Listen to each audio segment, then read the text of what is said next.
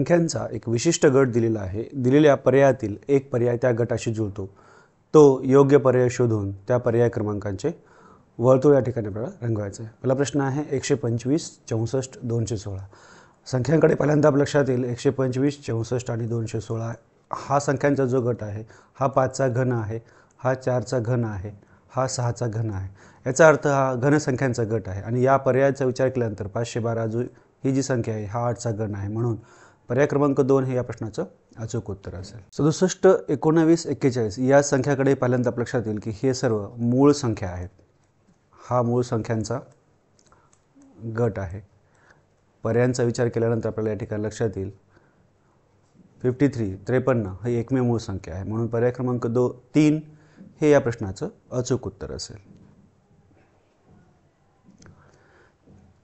343, 922 आणि 623 या संख्येतील अंकांचा जर आपण गुणाकार केला तर आपल्या लक्षात येईल गुणाकार 36 होते. या ठिकाणी पण 9 गुणिले 2 गुणिले 2 यांचा अंकांचा गुणाकार केल्यानंतरही 36 होते.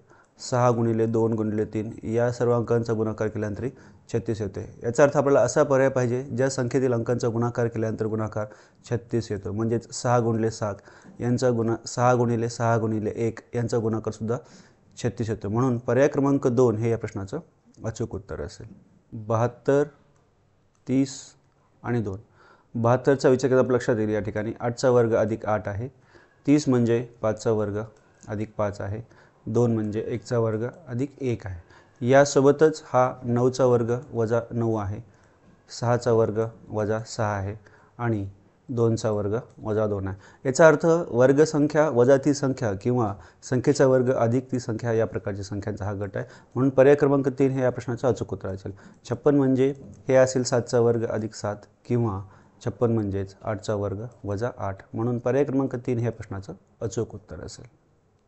912 आणि 536 या सर्व संख्याकडे पहिल्यांदा आपल्या लक्षात येईल एकक आणि दशक स्थानचा अंक जो आहे या अंकाने तयार संख्याला 4ने भाग जातो. म्हणजेच या सर्व 4ने भाग जाणाऱ्या संख्या आहेत किंवा या सर्व संख्यांना 8ने पण भाग जातो, 4ने किंवा 8ने. म्हणून 4ने किंवा 8ने भाग जाणारा जो या ठिकाणी पर्याय आहे तो प्रश्न क्रमांक 3 जो आहे या ठिकाणी या संख्येला 4ने किंवा 8ने आपल्याला भाग जातो. म्हणून या प्रश्नाचं उत्तर पर्याय क्रमांक 3 हे या प्रश्नाचं अचूक उत्तर असेल. 425, 353, 650 या संख्येतील अंकांचा विचार केल्यानंतर या सर्व अंकांची जर आपण बेरीज केली तर बेरीज 11 येते. या संख्येतील अंकांची बेरीज केली आपण तर या ठिकाणी आपल्या लक्षात येईल या पण संख्यांची बेरीज 11 आहे.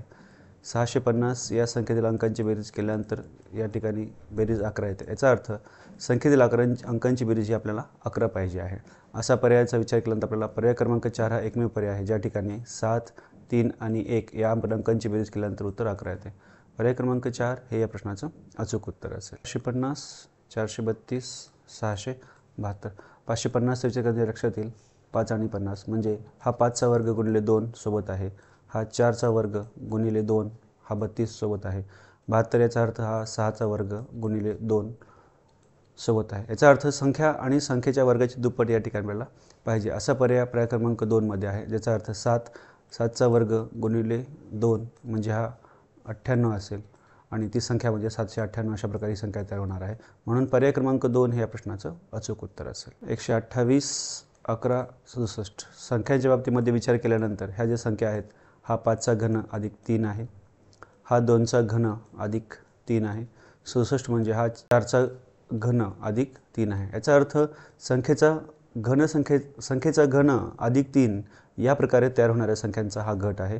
म्हणून पर्याय क्रमांक 3 हे या प्रश्नाचं अचूक उत्तर असेल. 219 जे आहे हा 6चा घन अधिक 3 यापासून तयार होणारी संख्या आहे. म्हणून पर्याय क्रमांक 3 हे या प्रश्नाचं अचूक उत्तर असेल. 496, 432 आणि 464 यामध्ये या सर्व संख्या ज्या आहेत एकक आणि दशक स्थानचा अंक जो आहे या संख्यांना 4ने भाग जातो.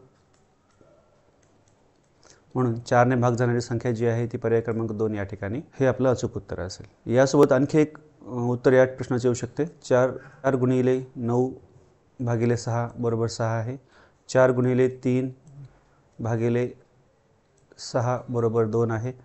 4 गुणिले 6 भागिले 6 बरोबर 4 आहे. म्हणजेच अंकांचा गुणाकार आणि त्याला आपण जर 6 भागितलं 3 गुणिले 4 भागिले 6 बरोबर 2 म्हणजे 342 हे सुद्धा या प्रश्नाचं अचूक उत्तर या ठिकाणी आपल्याला येऊ शकतं. 153, 102 आणि 68 या संख्यांचा विचार केल्यानंतर लक्षात येईल की या सर्व संख्या 17ने विभाज्य आहेत.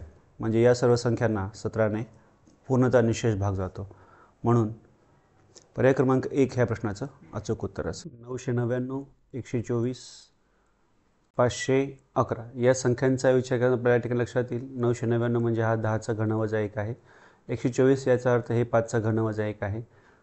511 म्हणजेच 8चा घन वजा 1. याचा अर्थ या सर्व संख्या ज्या आहेत त्या संख्येचा घन वजा 1 या प्रकारच्या संख्यांचा गट आहे.